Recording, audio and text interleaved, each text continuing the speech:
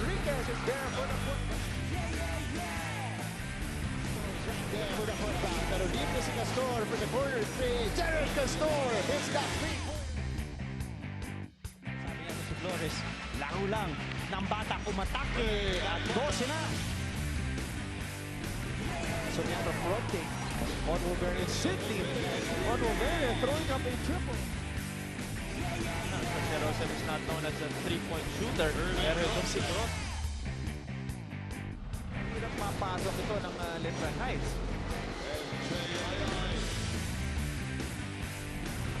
Andoy Estrella.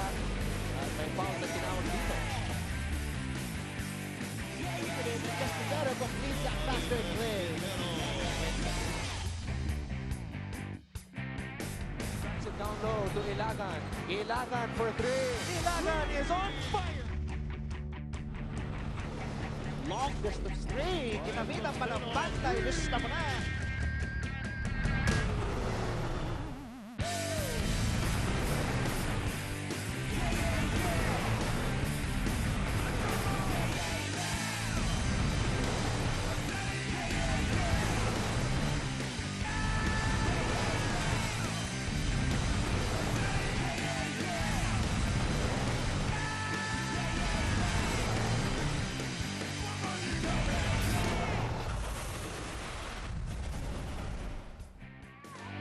Tayo nandito pa rin sa loob ng Philoil Flying V Center sa San Juan City para sa pagpapatuloy ng painit ng aksyon. The second round ng NCAA Season 93. Pagkatapos nyo po mapanood kanina, napakagandang laban sa pagitan ng LPU Pirates at AU Chiefs.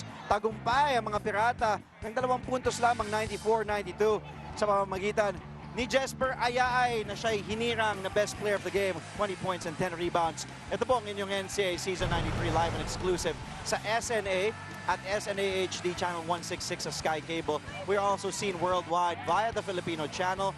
And if you're on the road, you can use your tablets or your mobile. Just log on to sports.abs-cbn/livestream/NCAA. 2 remaining games on our Friday triple header. After that, Pirates and Chiefs game.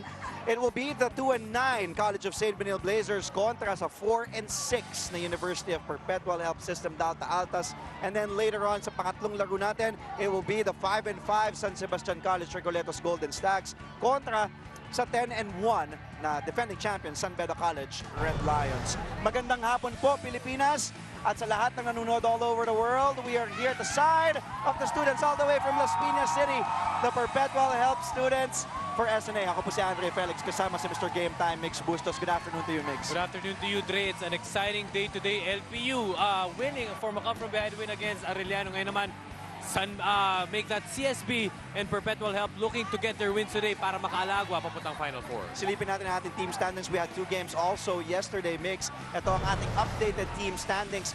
Kanina nga, muntikan pa mabigyan ng kauna-unahang pagkatalo ang LPU Pirates ng Arellano Chiefs, who led as much as in double figures, but they're still undefeated, as we can see. And with that loss, AU Chiefs slides down to the 8th spot. Abang ang Perpetual naman is at currently at 7th place at 4-6. Ang CSB naman is at 2-9. Mahabang pahinga for Perpetual, Dre, with that grueling overtime win against Letran last September 7. And CSB fell to LPU also last week, but then raised to the Final Four, as I mentioned earlier. Technically and mathematically, both teams are still possible to make it to the top 4 spots. In the meantime, balikan natin yung unang beses na naghaharap ang Blazers at ang Altas. That was 2 months ago, noong July 11. That was a controversial game for both teams, Mix, kung saan kahit tagumpay ang Perpetual Health Altas sa final score, 69-65, ang panalo ay binigay sa CSB Blazers due to a technicality dahil mali nga ang uniform na isinuot ng Perpetual Health Altas in that game. Well, correct ka dyan, Dre, no? Technicality talaga ay naging controversial because Perpetual was supposed to wear a light-colored jersey.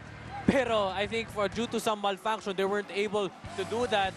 And, you know, rules are rules, and the NCAA has to apply that. CSB won that game, but then Gap Dagacon had a double-double with 14 and 10. They also out-rebounded CSB 42-30, and Kendricks Belgica had a big game, that game with 16 points and 5 rebounds. Actually, that was a game. First game nga kung saan kahit talo nga sa final score ng CSB, but parang we can say revelation si Kendricks Belgica in the middle for CSB. Ngayon naman pag-usapan natin ang isa pang big man ng CSB who had a stellar performance against Letran, make that against LPU last September 8. The final score there was 83-69. Pero ang tubo ng Iloilo na si Edward Dixon, he's the second leading scorer now of the Blazers, was just sensational mix. Accounting actually nearly 40% ng Blazers output in that game with that season high of 27 markers. And that guy shot 67% from the field. 27 points is a career high for Edward Dixon. He scored 19 in the second half. But, you know, sa kinasamaang palad, he had 6 turnovers because of LPU's defense. But still, a great outing by this guy, Edward Dixon. Last September 7, nabanggit mo nga, ay last game ng Perpetual Health Altas. Kaya medyo mahaba ang kanilang pahinga. Napagod sila in that game. That was an overtime win against the Knights 88-82, kung saan nagtulong ang dalawang leading scorer ng Altas, Prince Eze and Gab Dagaon, who combined for 42 points and also came up clutch for the Altas, outscoring the Knights themselves in OT, scoring 8 of the Altas 13 points in that extra period. Dre, clutch baka mo because Gab Dagangon scored 13 points in the second half while Prince Eze had 8 big offensive rebounds during that game. That was enough for them to pull through in overtime. And kasi matagal na rin nagsasama tong dalawang manlalarong ito, si Eze and Dagangon. And I think yung talagang chemistry nila and ambuyan nila naging evident during that game. That was the reason why they were able to pull through in overtime. And I think that is what we want from Prince Eze and from Gab Dagangon, especially with Scotty Thompson now in the pros, Brett Acueti moving to Diliman. It's now basically Eze and Dagangon's team. Itong Perpetual Health Altas, ito yung inaantay natin mula sa dalawang mama na yan. In the meantime, to complete our trio for this afternoon, let's welcome in Miss Sarah Carlos with our question of the day. Hi, Sarah. Good afternoon Hi, Andre. Hi, Mix. Good afternoon to you guys as well. And of course, like what Ray said, I'm here with your question of the day. Ano ang magandang cheer para sa team nyo? Of course, you can answer that through Twitter. Of course, huwag nyo rin kalimutan gamitin ang aming mga official hashtag, hashtag NCAA Season 93 and hashtag NCAA Strong. Andre Mix, meron ba kayo pong bata para sa ating question of the day? Well, kami ni Mix, wala. Pero yung mga katabi namin, Sarah, meron dito. Let's talk to Miss Julie Bobonga. Siya ay isang grade 11 student ng Perpetual Health. Magandang hapon sa iyo, Julie. Sige nga, parinig. Magandang hapon din po. Gusto marinig ni Sarah at atin ng mga manonood sa kanilang mga bahay, yung cheer mo, kasi ang ating question of the day, ano ba ang magandang cheer para sa Perpetual Health Altas? Simulan mo na. 1, 2, 3, go! Go fight, team fight! Go fight, team fight! Beat them right! Beat them right!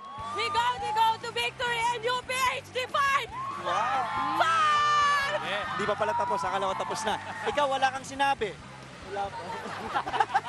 Okay na daw yun, okay na. Dead man lang siya, Sarah. Hindi Ay, niya ako- alam ang nangyayari dito. Sige. Ako naman may pambata ko. Oh, sige, may pambato ka para sa CSB. Okay, Meron sige. na pambata sa CSB. Nandito ngayon ang CSB Blazers Pep Squad. Wow. Alright, we have Hart, we have Rina, oh my goodness, we have Rina, Shai, and Sam. And of course, we cheer sila para sa ating CSB Blazers. Girls, let me hear your cheer.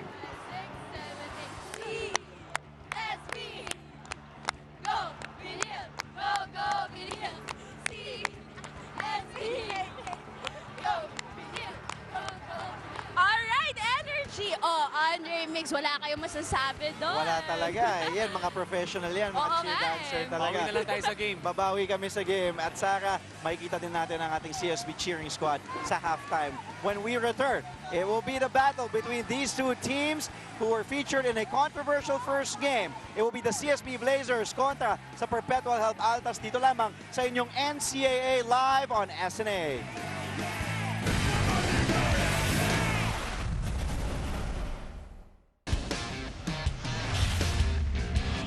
Jared Castor, point guard. Carlo Young, shooting guard. Eric Pili, shooting guard. Edward Dixon, power forward. Clement Luchu, center. Kit Pido, point guard. AJ Coronel, shooting guard. Gab Dagangon, shooting guard. Eze Prince, center. Romel Mangalino, center.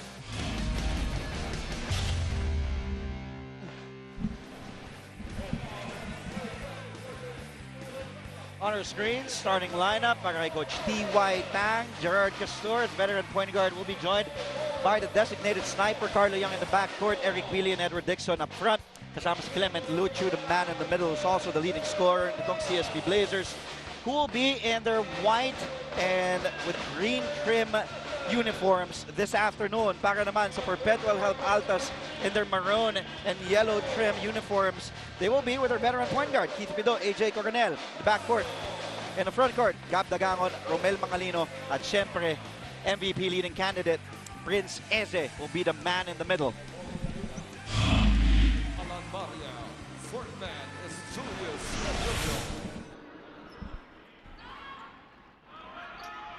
Our officials for this afternoon, Alan Dasal, referee De Luna, and referee Barria. Andre Felix, kasama si Mix Bustos, kasama din natin si binibining Sara Carlos at courtside. Game underway. Second one of this Friday payday. September 15, Mix. May sweldo na tayo. Sweldo na. Hindi, 25 pa kami. Makain ka naman, oh. Pero syempre, CSB and Perpetual, this is, bawi game to for both teams. Yung bola napunta sa atin, napatawa din si Keith Pido. Nahuli pa yon ng ating director for this game, Direct Abet Ramos. Yun. Isang institusyon. Matalas talagang matay. And Edward Dixon picking up where he left off. We did talk about him, Mix, on top of the coverage. He was sensational in that game last September 8, 27 points, scoring CSB's first points there. Dagangon. Ang pasa niya will stay with Mangalino. 7 sa kanilang shot clock. Pido won't use that screen by Coronel. Pido against Young, and a bump and a foul. Tawag kay Carlo Young. Una yan ni Young. Balikan natin yung kay Pido. Oops, bola. Napatawa si Keith Pido. Na-replay pa. Direct Abet Ramos. Ayoko ngayon pasa. No, mabait talaga itong batang to, si Keith Pido. One of the nicest players that we have here in the NCAA. Mangalino inside. Mag-sap. Foul on Dixon. Balikan natin si Miss Sara Carlos with her first report of this game. Sara. Andre, Mix, nabanggit nyo kanina ang controversial first meeting ng both teams kung saan kahit lamang ang final score ng Perpetual Health Altas over the CSB Blazers ay nanalo pa rin ng CSB Blazers because of a technicality of their uniform. I asked both coaches kung ano ang pakiramdam nila about the result of their very first game, at sinabi naman sa akin ni Coach Jim Walvican that they always had that winning attitude even until now entering, especially the second round, because they have no way but up and they have to win all of their games. Sinabi naman sa akin ni Coach T.Y. Tang that he feels that that game they played was the best that they played so far, and all of the games afterwards were a challenge. And even though they didn't want to win that way, they'll accept any win that they can get. Back to you, Andre and Mix. Maraming salamat, Sara. Yeah, these two teams, really, don't forget what happened that time, July 11. Actually, it was a very good game. Both, it could have gone either way, Mix. Yeah. It's just unfortunate na yun nga, dahil sa technicality as Carla Young knocks it down from downtown. Breaks the CSB lead up to 3, 5-2. Showing promise is the CSB Blazers. Carlo Young shooting with confidence. That is really what he can do on the floor. Para kay Coach T.Y. Tang, which is hit those outside shots. A turnover for Dagangon and the Altas. Here are the Blazers. Dixon off to Castor. Hinihingi ni Luchu. Castor pops one. Wala ang kanyang outside shot. Mapupunta kay Eze. And Eze, who averages Mix in season 93, 17 rebounds per game. Pido. Mangalino. Losing his footing. Off to Dixon. Hinahabol ni Coronel. Ooh, bumped by Coronel. And two officials signaling an unsportsmanlike foul. Dalawang opisyalis natin doon, si referee Molly De Luna and referee Alan Barria collaborating on that play. Let's take a look. What do you think, Mix? Was that a basketball play in your opinion? One more time, I think in this angle. I think yung gravity ng situation, just to clarify, yung ating mga opisyalis, they call if they're not going for the ball. Yeah. Kung ang intention mo lang ay manakit. Kaya nga tinawag na unsportsmanlike.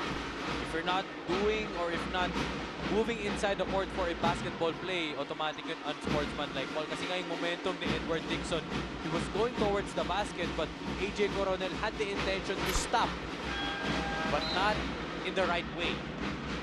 Good call by referees Alan Maria and Molly De Luna. I mean, if it was, as we take a look at GJ Lagan coming in for the first time, if it was hockey or American football, legal yun. Legal yun. Pero syempre ngayon in season 93 talagang hawkeye itong ating mga referees. Very preventive. Yung mga ganong klaseng impact plays na ganon, iniiwasan talaga nila na mag-escalate. So Dixon, it's a traveling violation call on Edward Dixon. Yan lamang ng 5 ang Perpetual help at a turnover para dito sa CSB Blazers. As a team mix, they average 24.9 turnovers per game. That is not a good stat for CSB in season 93. What is a good stat for them is the intangibles. They play good defense naman all throughout the season. It's just really about converting, rewarding themselves when it comes to the offensive end. And at this stage of the game, syempre hindi mo na talaga ma-develop yung skill, but then you just have to work on your mental game, your confidence. Yeah. And you get your confidence from the stops you get from defense. Foul on number 5, Evan Pili. Eric Pili, Personal a personal foul. for Evan Pili. Lalabas si Eric Pili, and then in comes Dino San Juan. 14-6. Shuffling of players from both Coach Jim Margican and T.Y. Tang early in this game with almost 3 minutes gone by. Another personal foul. Kakapasok lamang na si Dino San Juan. Foul on number 18, Dino San Juan. First personal 4 on the Blazers. There it is, tumama pa ang kanyang right hand sa mukha ni Romel Mangalino. Fresh 14 seconds para sa Altas. Pido inside to Dagangon. Fall away from Dagangon. And a rebound goes to Castor, off to the running Dixon. That's one thing you love about Edward Dixon. For a power forward, for his size, he runs down the floor. Good stop though, mula kay Gap Dagangon. Kasi kung makikita mo dito kay Edward Dixon, yung build niya pang 3 But then he's forced to play the 4. And that is an advantage also if you have a running guy. Young, back to back. Yes, para sa tres. Make that his second three-pointer today for Carlo Young. Things are looking good para kay Carlo Young, who has been struggling to find his outside shot. But the native of Bacolod hitting 2 3-pointers early on in this game to give CSB their biggest lead. Nasa 8. Lucho off to Castor. Magandang tinatakbo. Young, isa palaw! Check time para kay Carlo Young. Offensive rebound. Lucho, panibagong 14 seconds para sa College of St. Benilde. Castor using that Lucho screen. Back to Lucho. Foul kay Romel Mangalino. Ini-insist niya. He had his hands up in the air, but he was moving. As we take a look at Carlo Young's second three-point basket this afternoon. CSB working like a well-oiled machine, finding the right guys at the right place at the right time, moving the ball well, making the defense work for Perpetual. Unique Naboa, promising young guard from LaSalle Green Hills, homegrown product, is now in the game. So take a look at JJ Domingo. There's Lucho, double-double averages para kay Clement Lucho. Anton Tamayo nasa loob na rin para sa CSB. Isa sa mga hardcore heartthrobs natin yan dito sa NCAA. As we know, he is the son of the owner of the Altas of Perpetual Health. That is Dr. Brigadier General Antonio El Tamayo. Carlo Young, isa mga yes para sa tres. From the guy mula sa Bacolod City, 22 years of age, averaging 32% from that territory mix sa season 93. Unlikely that Benilde has this big advantage in the first quarter. It's just really their job to be able to hold on. Mamuhunan na maaga. Sabi nila, kung mananalo kami this time around, ayaw namin dahil sa technicality. We wanna win because we outscored our opponents.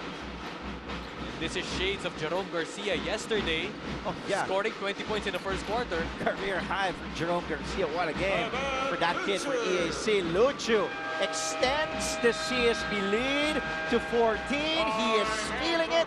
That forces Coach Jim Walgican to call a timeout with 5:22 remaining.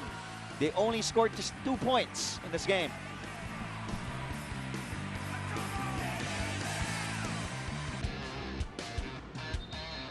Carlo Young on fire.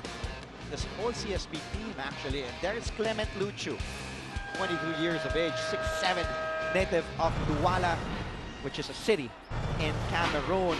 Douala is actually the largest city sa kanyang bansa sa Cameroon, and the capital also of Cameroon's littoral region, home to Central Africa's largest port and also its major international airport, Douala International Airport. Take a look at Luchu's numbers, Migs 13 and 20, abang a basket and a foul. Let's take a look again. Speaking of the man for our Vivo perfect shot, perfect selfie, Dixon attacks. And Dixon gets hurt, but still converts in the process. Now at the line for a bonus para kay Ed Dixon, who's been playing great basketball mix here in the second round para sa CSB. That is the way to go for CSB, just focusing on their defense, not letting their man down. Nakatutok sa bola, nakatutok sa tao. That's why they got that turnover right away. Coming off a Perpetual Health timeout pa. So ngayon, biggest lead, I think, of the season for CSB is 16 points. Yes, it is. Apparently, itong pinakamalaking kalamangan nila, not only in this game, you're right, but in season 93 of the NCAA. Dixon, another board for the Ilonggo. Young, ahead. Natapik ni GJ Ilagan. Ball will stay with the Blazers, though. Right now, Dre, Perpetual Health needs to do is still to focus on their defense. Parehas lang, same formula. And at the same time, challenge the shots better.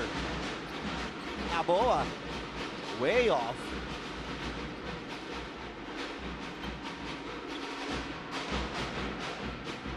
Belica is now also on a hard court para sa CSB.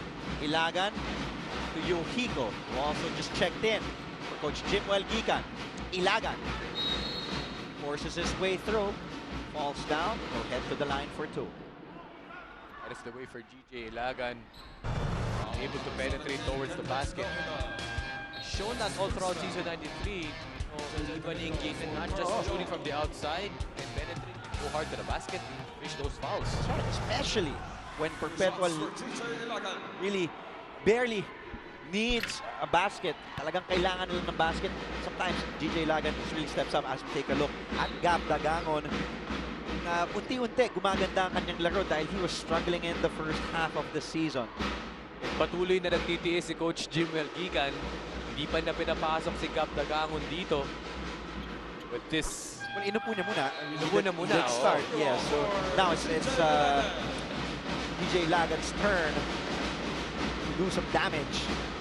But still, at this kind of lead, you need one of your best players to be inside. Flash Sadiwa comes in also. So itong Perpetual Health just converting just 3 points. Dixon over Eze. How about Ed Dixon? Yung confidence of this all-star now has 8 points. 8 points together with Carlo Young's 9. 17 points combined out of the 20 ng CSB nang galing sa kanilang dalawa. Habang ang Perpetual Health, wala pang nako-convert na field goal mix. They're all their points coming from the free throw line. Yung dalawang free throw galing kay Romel Mangalino. Tapos yung isa naman galing kay GJ Ilagan sa free throw line. Ito ang ating Vivo perfect shot, perfect selfie. Ed Dixon already today with 8 points. Also has a single rebound to his name, just missing a single field goal. He's 75% from the field. Itong si Ed Dixon today. AJ Coronel getting ready to check back in. Lalabas niya si Nico Cabiltes, a brief stint para kay Cabiltes. Just 2 minutes of action on the floor. Again, just to reiterate, kung nagtataka kayo, wala na si active consultant Nick Omorogbe sa bench ng Perpetual Health. I remember that last game, it was reported that he will be gone indefinitely due to errands. personal reasons. But then, Coach Jim Malgican, veterano naman yan eh. Veteranong coach yan. Matagal nang nagko-coach ng Perpetual Health Altas. And pinasok nga niya si AJ Coronel to maybe go small ball. He will put AJ Coronel at the 4 and Prince Eze, that anchor in the middle for some height advantage.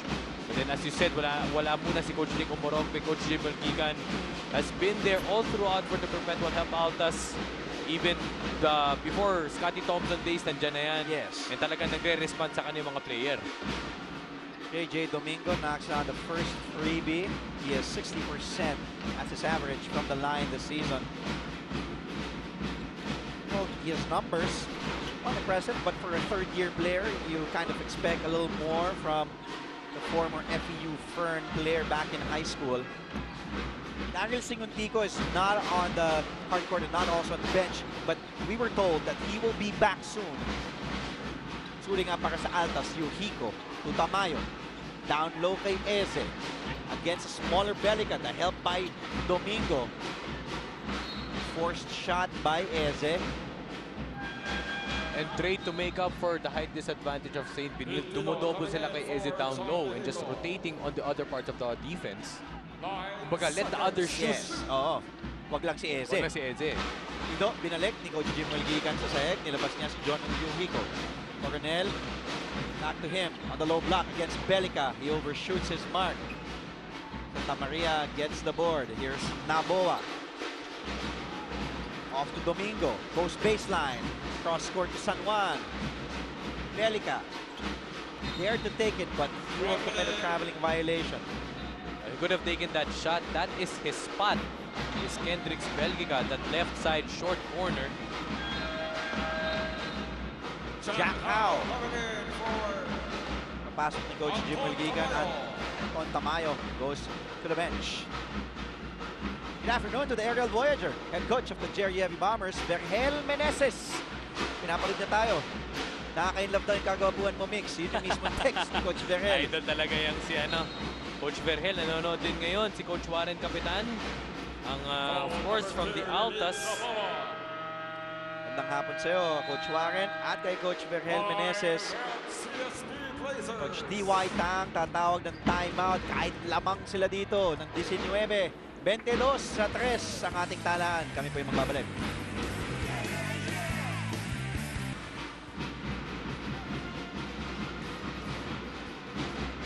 Nagmamalaki ng Bamban Tarlac. Antonio Jeffrey Coronel, 6'2", guard forward, 20 years of age, taking up marketing sa Perpetual Health. Galing din sa Holy Angel University ng high school.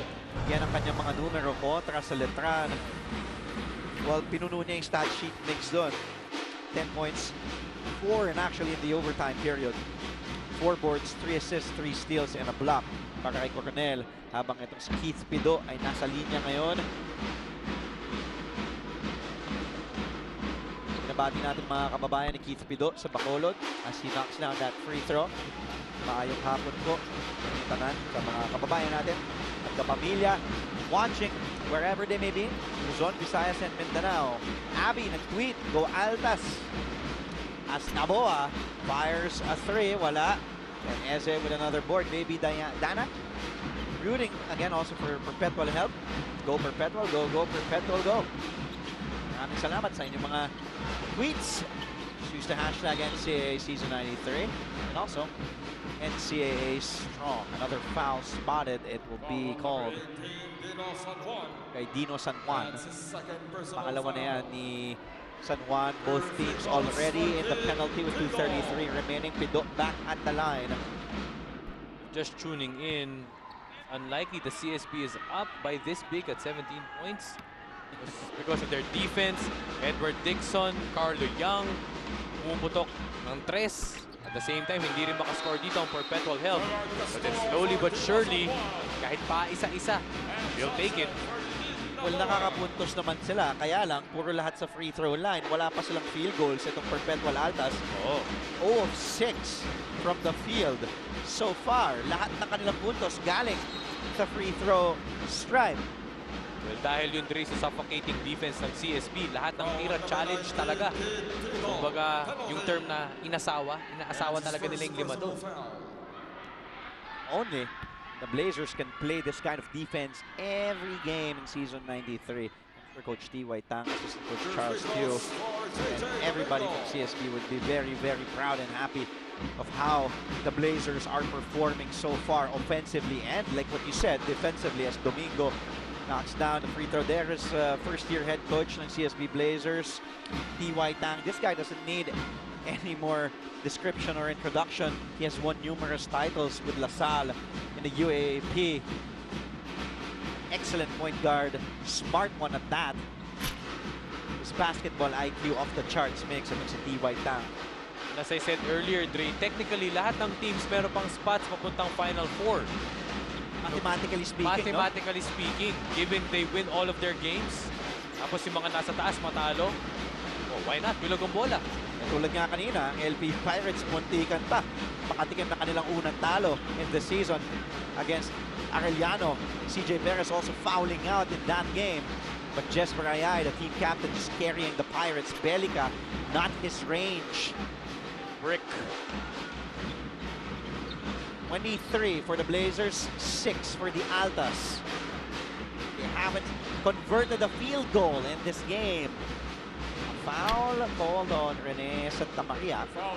Coaches T.Y. Tang and Charles Chu praising Rene Santamaria nung nag-one dribble, pull up sana si Jack Howe. He remained on that defensive end. It means yung individual defense talagang gumagana yun. Oh, that wrong free throw. You know, Perpetual help makes, kung sa tingin mong, like what you mentioned, kanina pa natin pinag-uusapan, binabanggit natin yung suffocating defense. But their free throws also, hindi nila na-convert lahat, and that is the first field goal. Okay, I was just about to ask, but Prince Eze is there. Never mind. No, but then, they had to bid for their first field goal. Di ba? Ibig sabihin, hirap pa rin. Johnson lumapit, wala. Eze with another rebound. Eze today already has 7 boards to his name. Again, like what I said earlier, this guy averages 17 rebounds per outing in season 93. Pahirapan talaga, no? Para makakuha ng puntos tong Altas sa loob. Pahirapan nga si AJ Coronel, kailangan pang mga labaw sa loob. Being the physicals is really brought to them, they have to be able to for their points. Masakit pa dito sa Perpetual Help Altas, Dre. They're not known to be great outside shooters. They're only 29% from the three-point land. Coronel is back at the line. Missing again. AJ Coronel hasn't converted the free throw.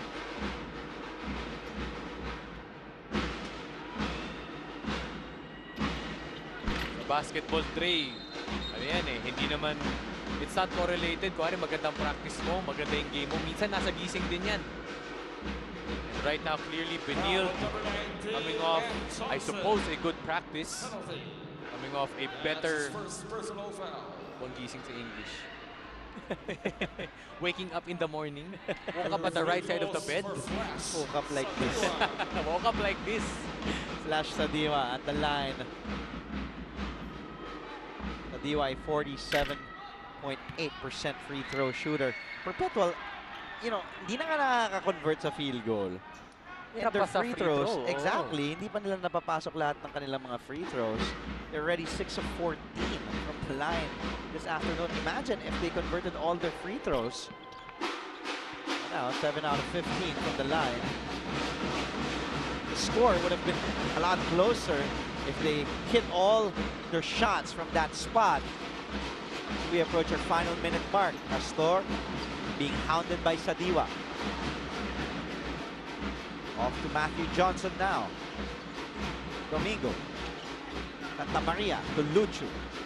Luchu inigutan si Eze. Traveling. Too much unnecessary movements there by Clement Luchu. He could have just forced it up. Iangat na lang sana na yung bola, but then marami pa siyang ginawa dun sa ilalim. That's why he was called for a travel. Hindi ka na mapituan ng 5-second violation doon. Naitawid ni Pido ang bola. Dangerous pass. Natapik ni Luchu. Oh, last touch. Now ni Jack Howe. The ball will go back to CSB. Perpetual Help just really struggling, you know, in the past 9 minutes or so. 1 of 9 from the field, just 11%. 7 of 14, 50% from the free throw line, itong Altas. And also they have committed 6 turnovers as compared to only 2 for CSB. Sadiwa. 5 seconds ang pinagkaiba ng shot clock at game clock. Mabibitawan ni Sadiwa, another turnover for the Altas. Castor off to Domingo. Attacks to Lucho. Good pass by Domingo to Lucho. 25-9. Dying seconds itong unang quarter. Pido. He doesn't know. He's not aware. And he will fire. Pero naputukan na game clock. Balikan natin ang ating Milo Nutri-Up. Galing move of the quarter. Domingo finds Clement Lucho. It has been that kind of a ball game in the first quarter for CSB at para sa Perpetual help. 25 for the College of St. Benilde Blazers. 7 puntos lamang para sa University of Perpetual Health System Dalta Altas, converting only 1 field goal. That was courtesy of a putback from Prince Eze. But the Blazers shooting 50% from the field, 8 of 16, 3 of 7 from beyond the arc, 42% from three-point land. Carlo Young and Ed Dixon combining for 17 points out of the 25 of the Blazers. Lucho chipping in with 5 points as well. Second quarter when we return. Ito po ang inyong NCAA on SNA.